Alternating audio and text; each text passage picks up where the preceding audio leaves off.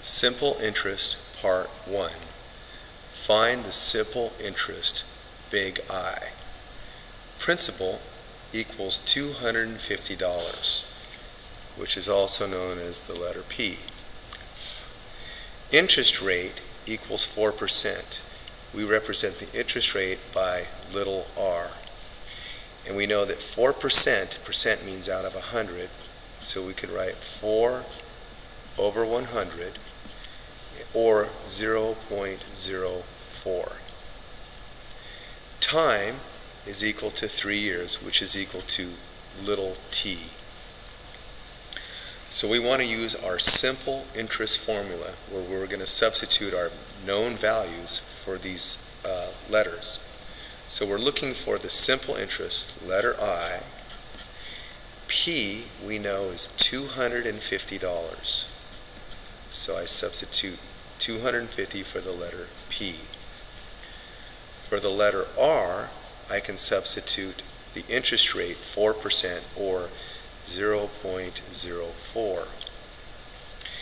And for the letter T, time, which is in years, little t, I substitute the number 3. Now I take 250 and I multiply it times 0.04, and then I multiply that times 3, and that gives me 30.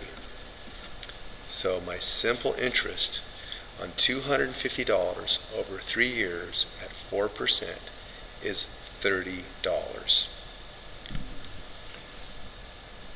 On this next problem, our principal is $250, and we know that's the letter P.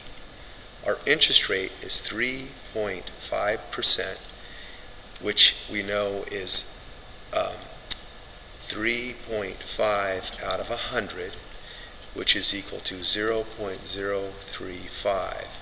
And interest rate is represented by small r, little r.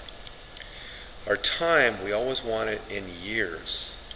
So this is in months. So we know that there's 6 months out of, our time for this particular problem is 6 months out of 12 months, which 12 months represents 1 year, which is equal to 1/2, which is equal to 0.5.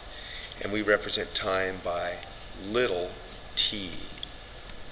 So we want to use our simple interest formula, where we know our simple interest, big I, is equal to principal, represented by P, times R, which is our interest rate, times the amount of time in years.